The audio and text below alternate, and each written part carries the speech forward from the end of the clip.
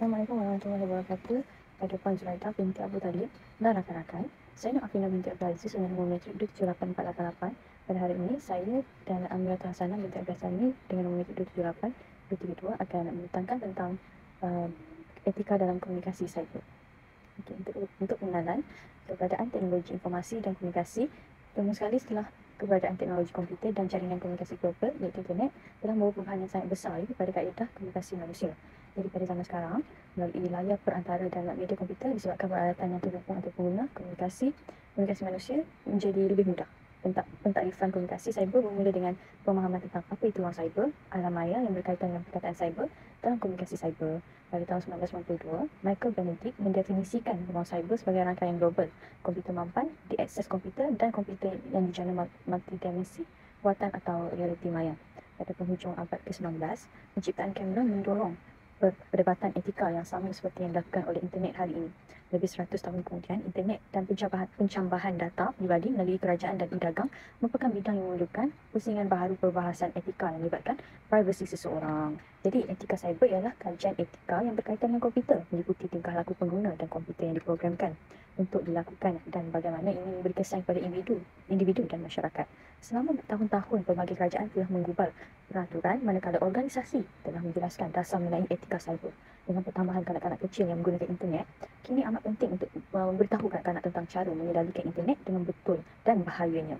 Etika cyber berkenaan dengan kod tingkah laku bertanggungjawab di internet. Sama seperti kita diajar untuk tindak secara bertanggungjawab dalam kehidupan seharian, tingkah laku bertanggungjawab di internet dalam banyak cara sejajar dengan temuan tingkah laku yang betul dalam kehidupan seharian, tapi hasilnya boleh berbeza dengan ketara. Seterusnya kita beralih pada sejarah akta atau etika undang-undang media. Jadi, garis masa pembangunan etika cyber kita mulakan dengan 1940-an hingga 1990-an. Etika komputer sebagai bidang pengajian berakar umbi dalam kerja Profesor MIT Norbert Wiener semasa Perang Dunia Kedua. Itu awal 1940-an lah, di mana beliau membantu membangunkan meriam anti pesawat yang membantu menembak jatuh pesawat perang dengan pantas. Cabaran kejuruteraan projek ini menyebabkan Wiener dan beberapa rakan bekerja mencipta bidang penyelidikan baharu yang dipanggil cybernetik, iaitu sains sistem maklum balas maklumat.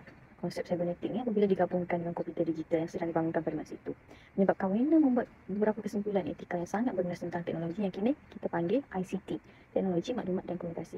Jadi pada tahun 1990, Wiener ni telah menerbitkan buku monumentalnya yang tajuk The Human Use of Human Beings. Walaupun Wiener ni tidak menggunakan istilah etika komputer yang mula digunakan lebih daripada 2 dekad kemudian, beliau meletakkan asas komprehensif yang kekal pada hari ini sebagai asas yang kuat untuk penyelidikan dan analisis etika komputer.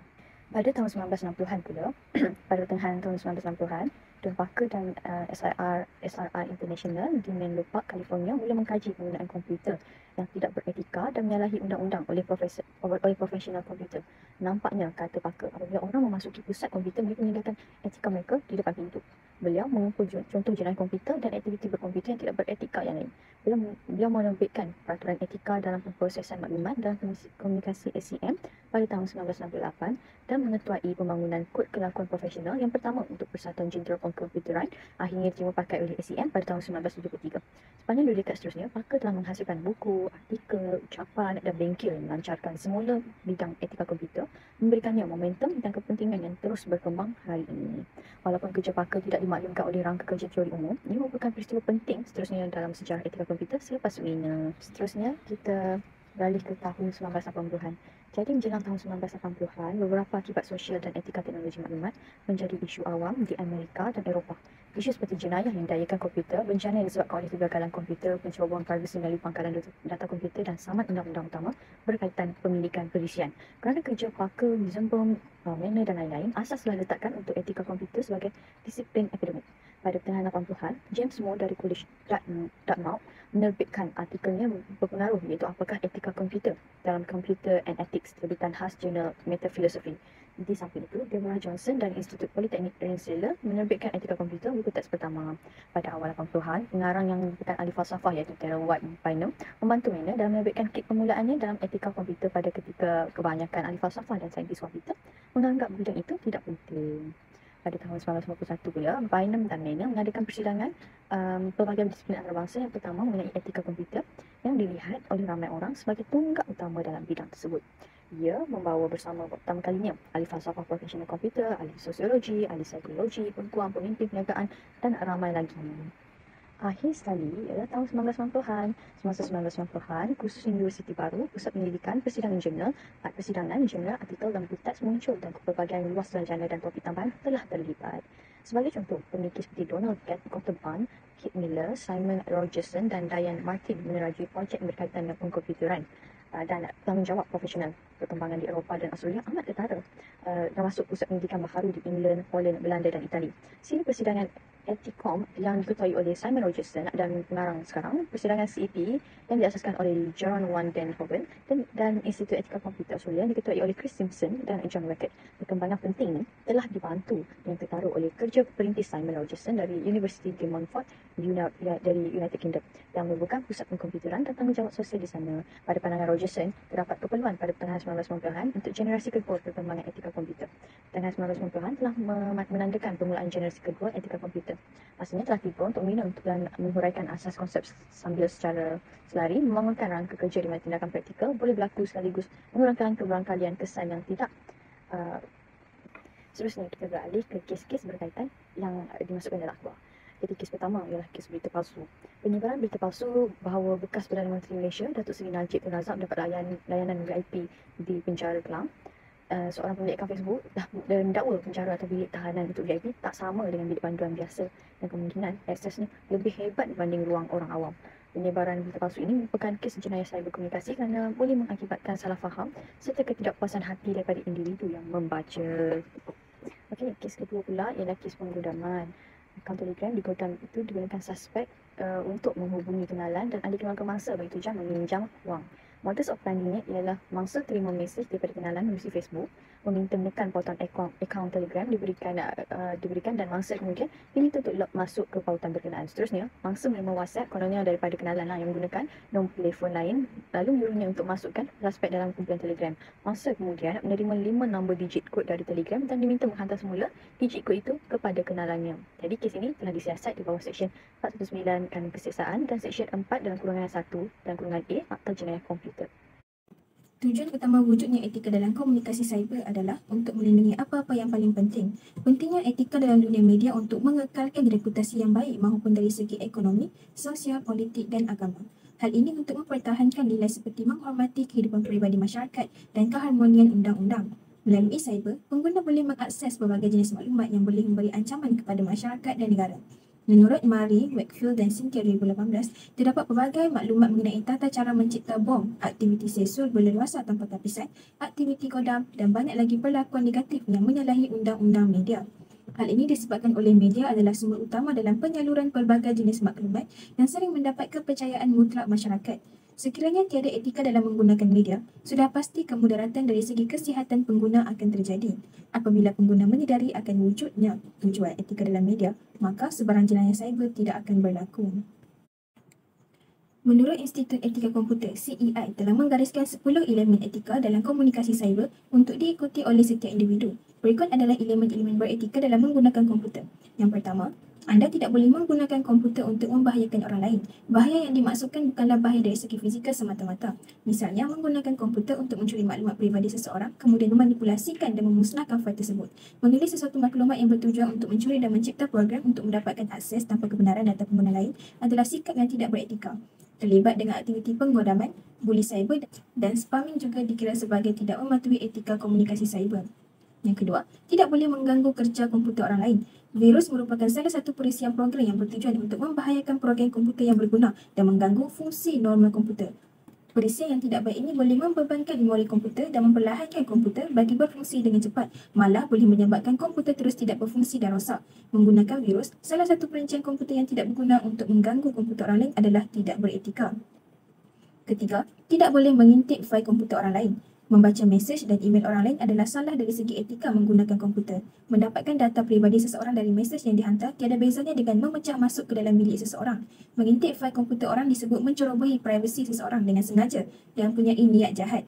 Namun, apabila agensi perisikan kerajaan yang menjalankan kes jenayah cyber adalah tidak salah dalam etika kerana perlu mengintip maklumat dan aktiviti internet suspek. Keempat, tidak boleh menggunakan komputer untuk mencuri maklumat. Mencuri maklumat melalui komputer boleh diartikan sebagai rompakan secara maya dan ia sama sekali menyalahi etika komunikasi cyber. Misalnya, seseorang mencuri maklumat peribadi pesakit di hospital yang semestinya rahsia dan hanya diketahui oleh pihak hospital sahaja melalui teknologi kimia semakin canggih. Kes kecurian maklumat yang disimpan dalam data komputer adalah lebih mudah tanpa perlu pergi ke tempat tersebut. Komputer yang sepatutnya menjadi tempat untuk mengakses maklumat penting dan pencarian informasi berilmu kini telah menjadi tempat menyimpan maklumat yang dicuri. Hal ini sama sekali bertentangan dengan adab dalam penggunaan media komputer. Yang kelima, tidak boleh menggunakan komputer untuk memberikan kesaksian palsu. Seperti yang sudah sedia maklum, penyebaran maklumat telah menjadi satu perkara yang viral kerana internet itu sendiri. Kabar angin dan berita palsu boleh tersebar dengan begitu cepat melalui pelbagai jenis aplikasi. Penglibatan seseorang dalam mengedarkan maklumat yang salah dan keterangan palsu melambangkan diri seseorang itu tidak beretika maupun dari segi tanggungjawab dalam menggunakan media cyber dan kehidupan realitinya. Contohnya, membuat kiriman mesej dari sumber yang tidak dipercayai dan menyebarkan iklan produk tertentu serta maklumat yang boleh membolak-balikkan kepercayaan diri adalah kesalahan biasa yang sering dibuat oleh pengguna secara langsung dan tidak langsung, berpuncanya dari tidak mengambil barat tentang pentingnya akan etika cyber. Kesan pemberian keterangan palsu boleh menjejaskan sesebuah pihak dan organisasi lain dalam waktu tertentu. Keenam, tidak boleh menyalin atau menggunakan perisian komputer yang belum dibayar. Elakkan daripada menyalin perisian atau membeli salinan cetak rompak melainkan perisian tersebut adalah percuma. Seperti karya sastra, perisian komputer juga mempunyai hak ciptanya tersendiri. Apabila seseorang mencipta satu kod atau perisian programming, maka perisian tersebut mempunyai hak cipta tersendiri. Sekiranya pencipta itu mempunyai syarikat, maka syarikatnya yang memegang hak cipta untuk produk yang dihasilkan. Hak cipta adalah sesuatu yang benar melainkan penciptanya mengumumkan bahawa produk itu tidak sah. Sungguh pun begitu, terdapat beberapa syarikat yang mengenakan bayaran yang mahal ke atas perisian yang dijualnya. Hal ini yang menyebabkan individu tertentu mendapatkan perisian tersebut secara haram dan menjualnya kepada individu lain juga secara haram dan tidak beretika. Seterusnya, tidak boleh menggunakan sumber komputer orang lain tanpa kebenaran yang sepatutnya. Dalam erti mudahnya, jangan menggunakan sumber komputer orang lain melainkan diberi keizinan sepatutnya. Setiap sistem di dalam komputer pasti mempunyai kata laluan tersendiri yang ditetapkan oleh pemilik alat teknologi tersebut.